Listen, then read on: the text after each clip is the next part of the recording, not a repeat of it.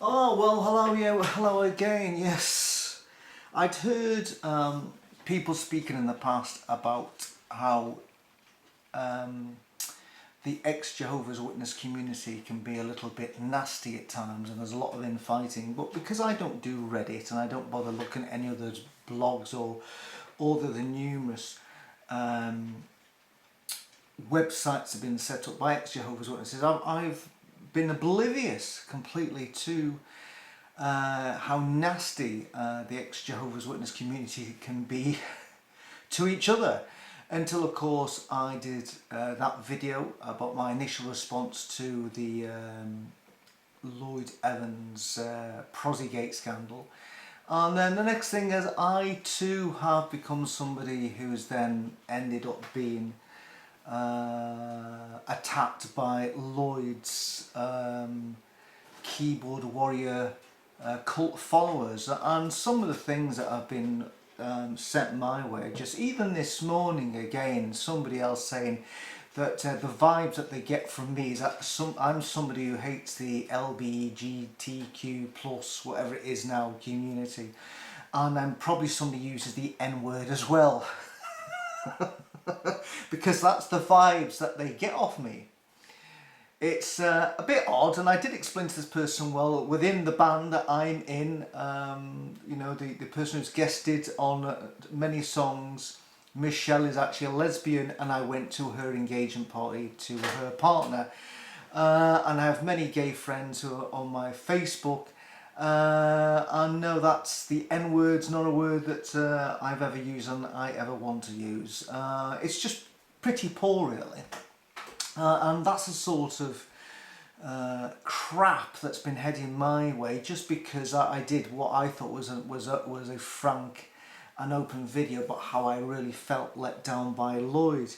And yet, for some reason, for doing that, you know, I'm somehow worse than him. You know, somebody's actually said last video, you did it in the dark. I want to really see your face to see if I can recognise you, to see whether...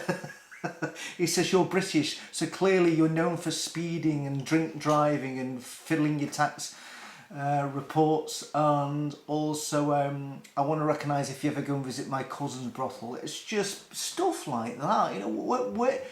Who are these people? Why even say that? You know, it's just really awful. And then of course you have the Lloyd apologist by saying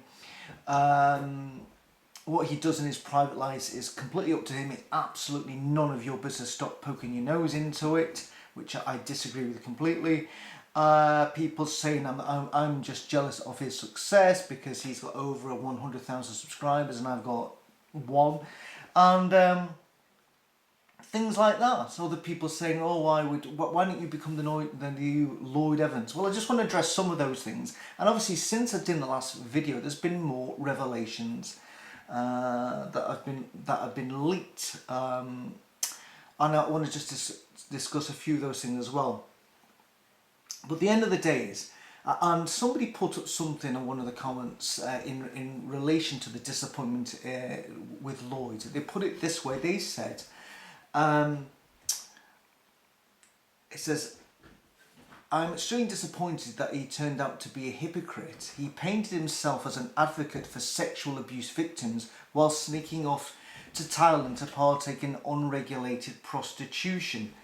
And this is the problem that I have more than anything. Because somebody else says, how can you compare him to people who are in control of the Jehovah's Witness movement? He's only a blogger. He isn't just a blogger.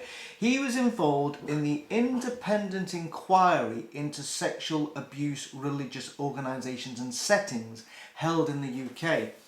And when the report got released, and I don't know what input he had in this, but he said they hadn't gone far enough. But when that was released, that's when Lloyd's face appeared all over mainstream TV, terrestrial TV and digital TV.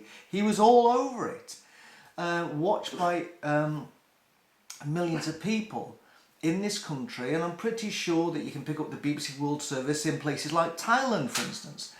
And when it comes down to it, Lloyd is the recognisable face of Jehovah's Witness activism, and also somebody who stands up for trying to uncover how witnesses are being exploited, especially ones that have been exploited sexually and then covered up. So that's the point more than anything else. Yeah, it really is. Let's think about it. He told Kim Silvio something I'm sure she didn't want to know, and then I had no consideration of how she was going to then have to deal with that. Imagine being landed with that and then told to keep quiet. She put herself in a really horrible place, and in the end, he should be thankful that she did what she did, and I'll explain why. It's because Lloyd, as I said before, is the face, and he is an influencer, if you want to put it that way. And she's seen by maybe millions and billions who watched the Aftermath Leo Remini special. He was on the panel there as well. He appeared, like I said, on TV, and I'm sure if there's another shitstorm hits the Jehovah's Witnesses, and in wanting to get a spokesman for the ex-Jehovah's Witness community, they've got all the contacts. We've got to get Lloyd Evans in before. So he is the face. And Lloyd is... he's quite recognisable in more ways than three. He's quite a big chap. And he's very recognisable with his beard, his nose and his hair. And he's when I'm saying big, he's very, very tall. And it would have been a matter of time before somebody somewhere recognised Lloyd Evans, because he is over 100,000 subscribers. His videos have been watched by millions, and millions have watched him on the TV. At some point, sometime in the future, somebody would have recognised him. In fact, there's a photo just come out, which I'm not going to put here, of a picture of him in Phuket or Phuket, in this road which has all the women in it. I think it's called Bangor Road, I'm not too sure. And another point is, somebody else said to me, you seem to know an awful lot about Thailand. Are you sure you haven't been there using prostitutes? I know an awful lot about the moon, but I've not been there either. So no, I've never been to Thailand, I've never used prostitutes. And there's a picture come up of Lloyd. Sorry, this is my dog. Hold on. And he's lost his ball, haven't you, Dougal? So anyway, you're going out. Good boy, you stay there. Sorry about that. And there's a picture on one of these. Now he's scratching the door. There's a picture of Lloyd, which apparently his wife got hold of. Lloyd must have taken this, I can imagine. Then his wife copied it from his phone, and then his wife gave it to somebody else, and she's leaked the picture. It's getting... So I don't... There's something strange going on here, and the picture of it is of Lloyd and a Thai girl, and then he's then had to come out on his Facebook post and say, oh, by the way, that girl in that picture is over 20 and she's not a sex worker. Oh, it's getting worse and worse, and clearly he is in this bar, and you can see that the lap dancing poles in the background. This comes back to the fact that I'm saying at some point Lloyd would have been discovered. Somebody somewhere, because if somebody else had put on one of my comments, you know nothing about Thailand, all the prostitutes over there are 31. And somebody else put on, well, he went, and Lloyd himself said, you know, if I wanted to exploit the sex industry, I would have gone to Bangkok, not to Phuket. Well, all you have to do is go into YouTube and put in Phuket nightlife, and you will see what goes on there, and it is really, really sleazy. And you see people, you see row upon row of all these women who, maybe they are 20, I don't know, but they're definitely not over 31. They all look like very young girls. You can't tell how old they are. Maybe they are 20. I don't really know. And clearly Lloyd has been in there. It's full of white men, full of white single men over there. And Phuket has a thriving sex industry. And for Lloyd to say he was only going to go over to Phuket to do a bit of diving is a joke. The only diving, scuba diving, the diving he seemed to be doing, he completed over there was muff diving. And I don't know about scuba diving at all. Yet now there's a photo out there, and people have have photoshopped this picture, and anyway, I don't want to. I'm not showing it here because it's that sort of people if they want to go down there. But anyway, there's a picture out there of Lloyd, which apparently his wife got hold of. Now, according to the timeline, as far as I'm aware, that his wife had discovered pictures prior to that. So you have to think to yourself is, Lloyd at this moment was literally like a bomb waiting to go off, because he'd been taking pictures of his encounters with prostitutes before Thailand. You know, a bit like where maybe a serial killer takes trophies of them so he can reenact the whole thing again. He was taking pictures, and his wife found them on his phone, and then the shit hit the fan, and that's when he decided to go go to Thailand to put his head together. He'd been caught using prostitutes and decided to go to the country known for the most abused the country that abuses children in the sex industry more than any other country. He goes to Phuket, where it's, well, just watch the video. He decides to go there. Honestly, in reflection, I think if you're going to go somewhere to get your head together, somewhere to sort out your life because it had gone tits up, I would have chose a bothy in Scotland, a wee cottage in Scotland, where the only temptation that you may have is the sheep. I don't know. But that's what I would have done. But bizarrely, he flies to Thailand. Absolutely bizarre. And at some point, he would have been recognised. At some point in the future, he would have been spotted, and there would have been footage of him taken, chatting, because there's loads of footage if you watch these videos of guys trying to, acquire the services of these young girls. And there would be footage, he would have been recognised, somebody would have said, isn't that the guy who does that? Ex-Jehovah's Witnesses, what's his name? Floyd Bevans, what's his name? Isn't that him? Put it up, oh no, it's Lloyd Evans, and then leaked it all over YouTube, and then that would be it over. And it'd be worse than what it is now, because at the moment the only leaked anything on Lloyd is just him with a picture of this girl. At least there's no pictures or video of him all tied up with an orange in his mouth, and somebody going, and him doing nothing about it and saying, and they're maybe blackmailing, extorting him for money. I don't know. But all that Kim Silvio did was literally lit the fuse of a bomb that was gonna go off at some time. So please, can we literally get at, people say, oh, she's betrayed Lloyd, she's betrayed the family. Literally, Lloyd was a bomb that was ready to go off, and I think there's still going to be more fallout from this. I think there are more things to drop down. So, watch this space. So, Lloyd goes over to Thailand to do scuba diving, but was instead involved in muff diving.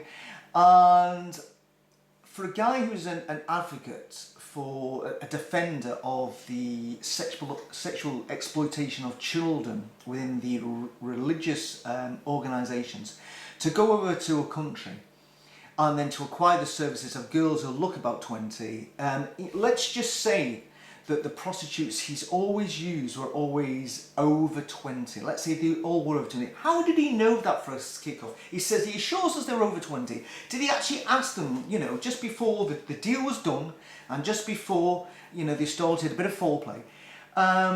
What documentation did he see? Just want to check, just before, just hold on a second down there. Can you just check, what have you got to prove you're over 20? Because I'd hate to think I was exploiting somebody who was under 20. What have you got? What's this? Oh, a photocopy. it looks like you. It's just, it's a hard one to swallow, And we know how Lloyd loves interviewing people. So I can't understand why he never thought, you know, when she was involved in maybe starting to, you know, started to go down on little Lloyd. I can't understand why he never said, oh, just out of interest, I was just wondering, you know, because, you know, he always likes people's life story. Just explain, how did you get to where you are now, sucking my knob? Oh, hold on a second, let me just get you off little Lloyd, turn you around. Right, here we go again. You can talk now, I can hear what you're saying now. And I'm absolutely positive that she never said, oh yes, when I finished school at 16, I went on to college for another 2 years. I came out of college when I was 18. I was working in an office. It wasn't working out for me, and then I did a bit of bar work, and I thought I could earn some more money if I actually let men violate my body from every single angle.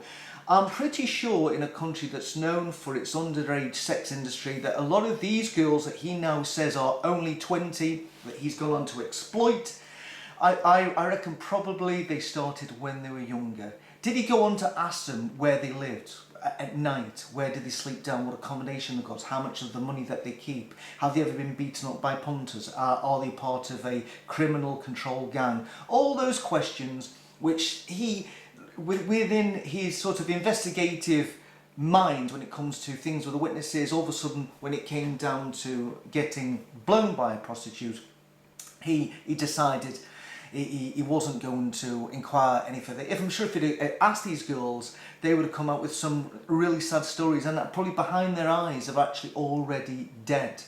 You know, they're probably already dead behind their eyes. They're probably already dying inside, having to do what they have to do night after night, week after week, month after month, until they are no longer any use to whoever owns them. It's staggering. It's staggering. So that's what I can't get over. I can't get over that more than anything, to be honest with you.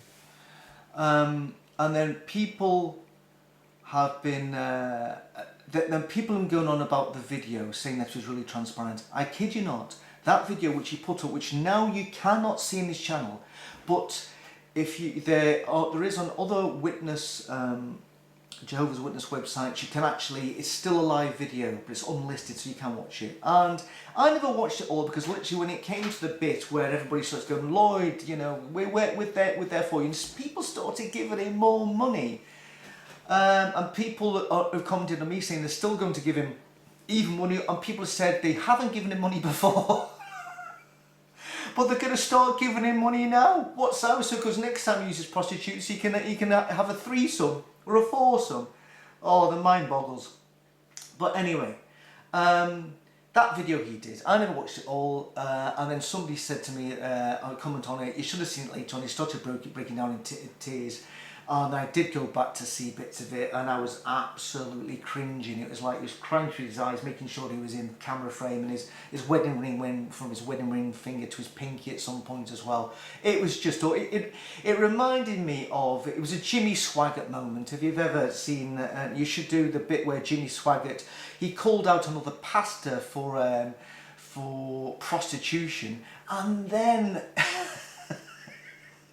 the other pastor he called for prostitution found out that Jimmy Swaggart had been using prostitutes. And then of course he stood up in front of his, you know, it's it was broadcast on the TV with thousands of people in attendance. He did that, I have sinned. It was just awful. Watch it on YouTube, it's a classic moment. And then it's Lloyd's video was similar to the bit where Clinton goes, I did not have sexual relations with that girl. No, she just sucked you off.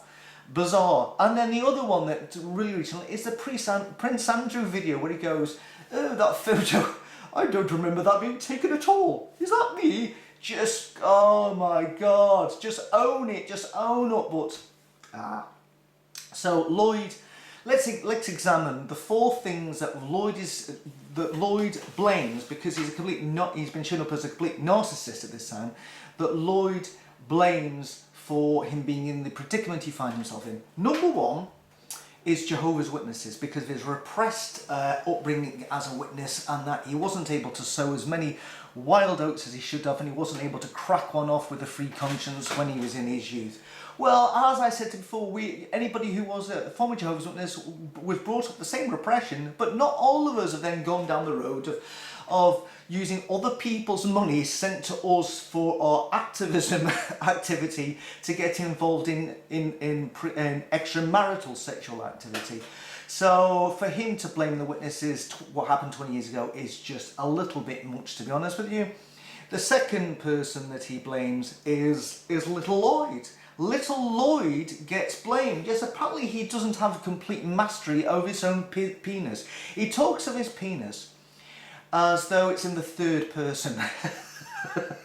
Oh, it's just a separate, complete entity to him. It's like Lloyd seems to be blaming his penis, that when nice Lloyd goes to bed and he's cuddling his wife, that Lloyd's penis detaches himself from his body and sneaks in up onto the laptop and books trips to Thailand. Then goes back and reattaches itself to Lloyd's body.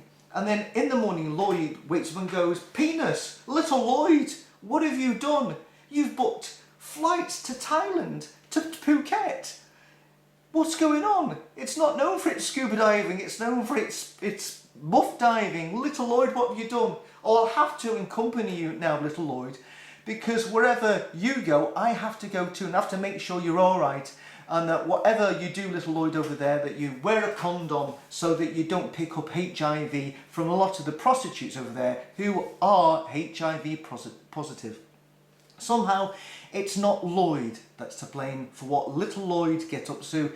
Apparently Big Lloyd and little Lloyd are two separate entities. Little Lloyd maybe has his own Facebook page and his own YouTube channel, The Further Adventures of Little Lloyd.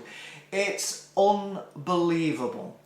The third person to blame is his wife. He started off that video saying, my wife, she was doing further education college, something, I'm not too sure.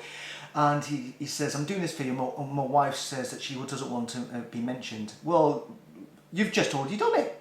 And he goes on to mention his wife several times. This is a guy who said he wasn't going to mention his wife, and basically he comes out to say that his wife is not satisfying him sexually enough.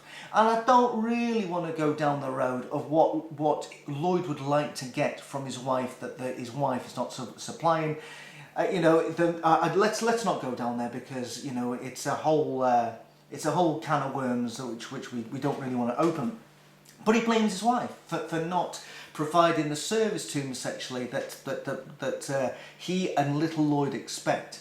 And the fourth person to blame, of course, is Silvio for revealing the information in the first place anyway, despite the fact that his wife had caught him out, and at some time in the future he would have literally been exposed by being exposed. Yeah, everybody's to blame apart from Lloyd. It's just... I've said this before, this is another bad thing about it. I wish he'd owned it ages ago.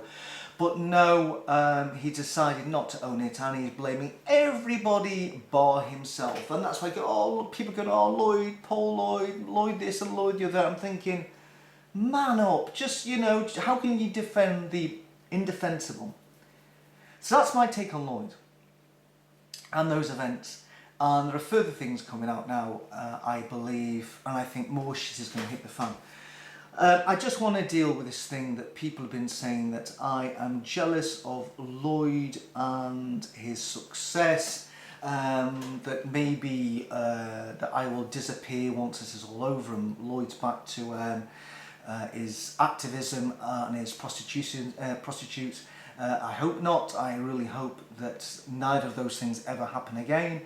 And people have said that, oh, maybe you should be the next Lloyd Evans. And then even people have said that people have said you are so jealous of his success. Well, I tell you what, if being successful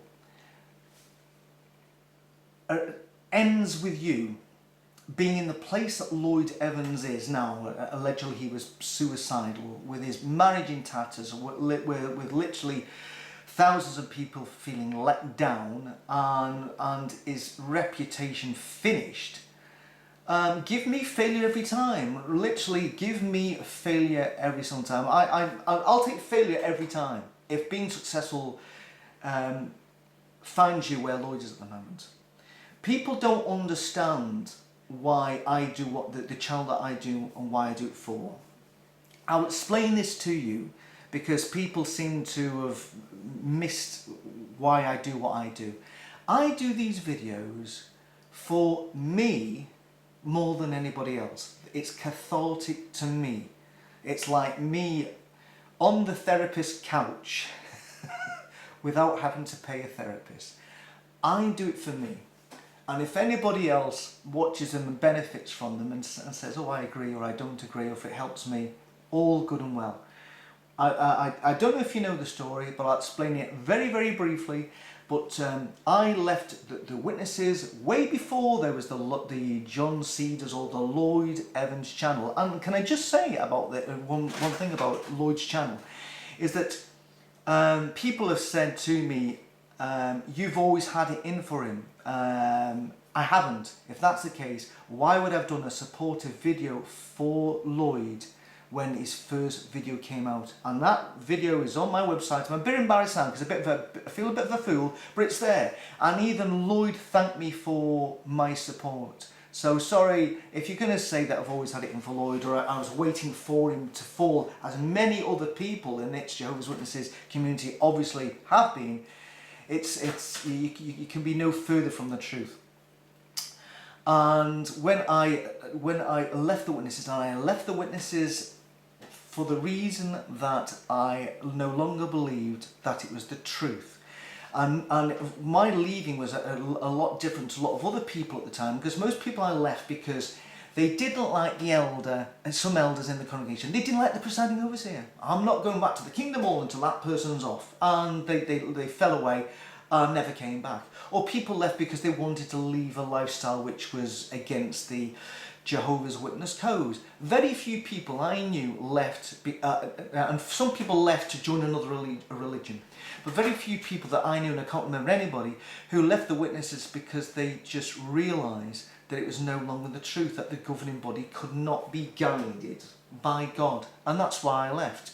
After the changing of the generation thought to the overlapping generations, I knew the game was up. And it was the hardest thing I ever had to do, and I did it, and I knew that I could no longer go to the Kingdom Hall. And this was in about the year 2000. I decided, I think it was New Year's Eve 1999, my son was 6 months old, or whatever it was at the time, 7 months old. I decided I can't go back, that was me finished. I never went back to one meeting. I think I went to a guilt-tripping memorial in 2000, but that was it. And when I left, there was no support. There was no, Facebook didn't exist, YouTube didn't exist. Lloyd was still pioneering, pioneer school at the time in 2000 maybe. I don't know what he was doing. And I left, and there was nothing. There was nothing for me at all. And I fell into depression because I thought all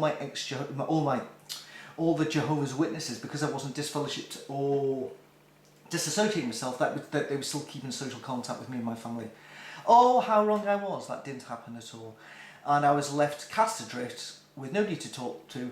And if you've ever tried to talk to somebody who isn't a Jehovah's Witness to explain what it's like being a Jehovah's Witness, they don't get it. I tried it with work colleagues, and hey-ho, they just couldn't understand it.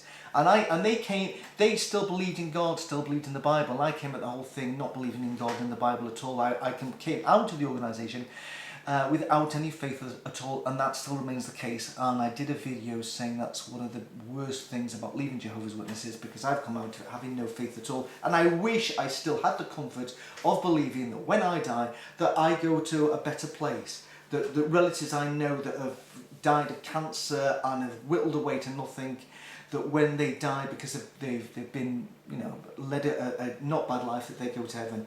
And now I don't believe that, and so it's a horrible place to find myself in, but that's the reality. I fell into depression, and it was only after I did the one thing that, as a Jehovah's Witness, that you would never ever do, is I went and ordered the book Crisis of Conscience. And when I read that book, and I think I consumed it in 2 days, everything I thought made sense. It made sense that the person who was leading the organisation at the time, depending what they thought went, whether new doctrines were brought in or old doctrines were changed. And that's when I confirmed to him it was a man-made organisation. I knew it. I always knew it. But Crisis of Conscience confirmed it. I also got Ray France's second book, I think it's called Christian Freedom, blah, blah, blah, blah. But I never read that. Well, I started to read it, but Ray France came out of it still believing in God, Jesus and the Bible, and it was mostly about arguing points of scripture, and I wasn't interested, so that was it. And I felt a lot better about that. I felt a lot better about it. And I left behind, I cracked on with my life, I moved an hour and a half away where I lived before I started anew. And I made new friends down here and didn't really talk about my ex-Jehovah's Witness past at all. And that was that. The band that I was in, Always the Way, the one that the one that had started in 1984 in the Air congregation with 3 brothers when I was 21, somehow through Facebook we managed to get back together 25 years after we'd originally split up, 25 years later. But by that time, I was, 26? Sorry, 46, 26 I wish. I was 46. And the moment had gone, literally. Who's going to take seriously a band of a bunch of old guys who are over 45? And you know, when you're young and you're 21 and you're not married and you've music in your heart and you've got a lot to give, you think you can conquer the world, do Glastonbury, and to have that shut down by the elders and then 25 years later to try and recapture it, it isn't going to really happen. And that was that's the biggest thing with me, with Jehovah's Witness. That's the resentment I feel because of really affecting my musical career. And this is the same for anybody who's a Jehovah's Witness who's ever had any artistic skill or any skill at all, that the Jehovah's Witnesses just absolutely destroy that in you. They say, no, the most important thing that you can do is stand on street corners and not talk to anybody.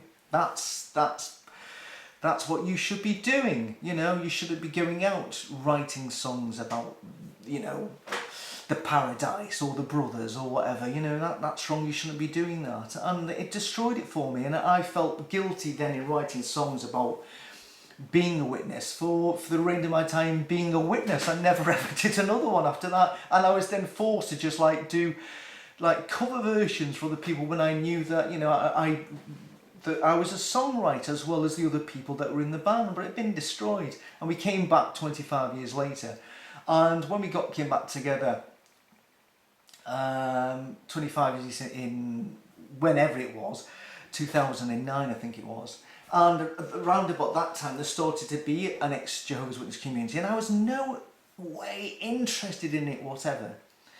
And you know, I'd started loading up videos of the band playing live in Always the Way, playing live in some famous Glasgow venues, because we were trying to capture what we should have been doing 25 years before. And we played King Tuts, and the audience were young. All the audience were younger than the bass I was playing. They were all like 18 and 19, and I bought my bass in 1980. And I just thought, you know, we were just like the support band. We'll put the old guys on first. But anyway, so I uploaded videos. I was playing live and rehearsing on the Always the Way music channel. Then all of a sudden, somehow, I saw a Lloyd Evans video on it when he was John Cedars about 4 years ago, and that sort of changed my life. All of a sudden, here's a guy on about his Jehovah's Witness upbringing, explaining that he came out of it and he was an atheist. And I thought to myself, my God, this guy's exactly the same as me. And that's at that point I thought, I want to now tell my story of the 28 years I was a Jehovah's Witness. And I uploaded that on the Always the Way music channel. I think it's you know, about 10,000 views or whatever. And I did it for me. I just wanted to lay it bare and say, this is it. And shortly afterwards, I did another video as well on about what had happened to me as a Jehovah's Witness in relation to me and music. And it was, I thought it was a horrible, horrible story. And it ended up to me having a nervous breakdown one night because how I was being treated and viewed just because I liked my own, I like to write music, and I liked a band called Joy Division. And It was terrible. It was just destroyed me, completely destroyed me. And yet, because they were elders, you put up with the shit because they were there as God's representatives. You know, I put up with them because I thought I was doing the right thing in God's eyes, even though I disagreed with it. Everything my body disagreed with their decision. And so I did a video on that as well. Then things started triggering me in relation to things I used to know. And then I've thrown out all my literature. And then I just thought, what about that story about Tamar again? What about that story? And, a spam call. What about that story about Tamar? And then I'd go back and print it off and then read it in front of the camera for the very first time with the blinkers off, and I'd read it. Because every time you got a Bible story in the witnesses regarding how awful it was, the witnesses painted God in a good light. God was a good guy. He had to do this and do that and do the other because of some shitty principle. I read that thing about Tamar, which actually involved prostitution, I believe, funny enough. And I read it in front of the camera, and all of a sudden, it was like, what the fuck's going on here? And I started to do even more, all the things that triggered me, until eventually the guitarist in the band said, look, is there any way that you can just take off all this ex-Jehovah's Witness Bible examination off the Always the Way music channel? Because it's not the place for it. And so, you know, I had to then take down all the videos bar one.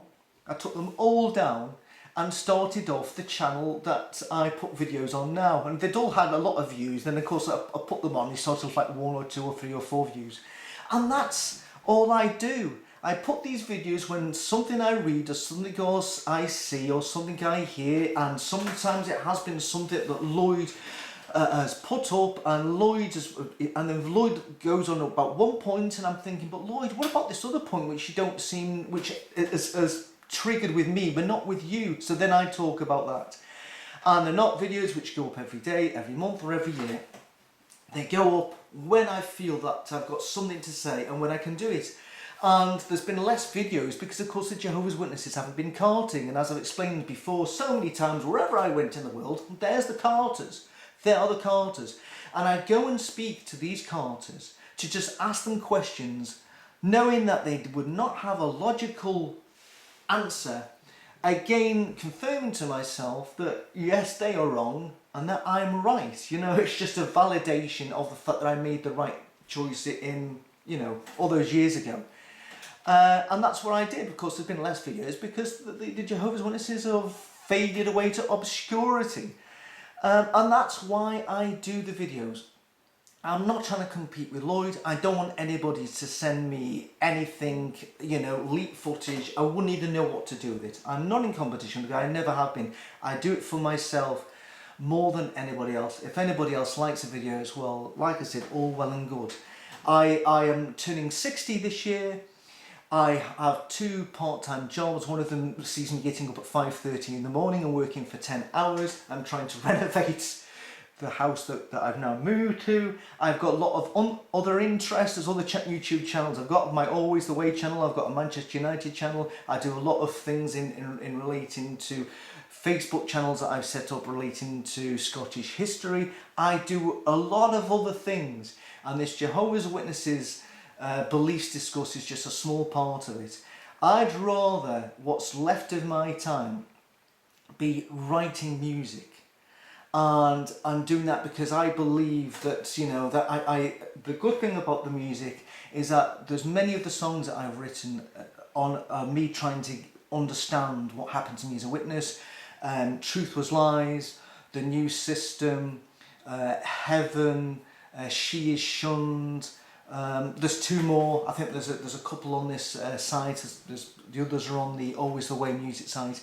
And I do that because I'm trying to exercise these witnessy demons and this thing that I feel, yes, I do have a chip on my shoulder. Yes, I do feel that I wasted my life. Yes, I do feel betrayed. Yes, I do feel that I lost the opportunity I had. So I'm trying to make up with that. And the other songwriter in the band, 90% of his songs are about what happened to him as a married pioneering elder who fell in love with a pioneering sister and ran off with her. And the subsequent fallout, the split from his wife, the split from this pioneering sister, the judicial committee being disfellowshipped, his family rejecting him and having no one.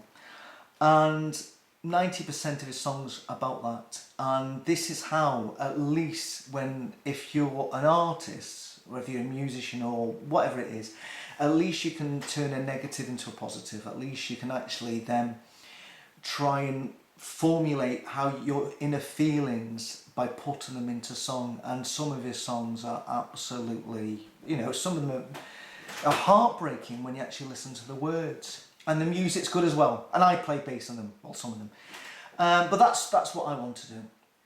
So that is it. This is just to explain why I do this channel, what's it all about, why I will continue to do stuff. This is the last thing I want to ever talk about Lloyd Evans. Honestly, as I've said before, I hope that he seeks the therapy he gets. I hope he can patch up his marriage. And I don't think the activism that he does either benefits him or his marriage or his mental health. And the only reason why I said that he needs to come off is because I don't think it's any good for him. And as just somebody who doesn't want somebody else to suffer, that's why he needs to stop. Not because I want to take over the mantles of Lloyd Evans. I don't. I just want to be known as the guy who writes songs in Always the Way, and that sometime, hopefully sometime soon, somebody famous will actually listen to one of our songs and say, love the song, the guy can't really sing, but I'm going to cover this version and make me some money so I don't have to get up at 5:30 in the morning. But that's all I have to say. Please, no more of the silly comments, because enough's enough. Let's just put this one to bed right now. And I wish you all a long and healthy and happy life. And maybe see you another time soon. Cheerio, bye-bye.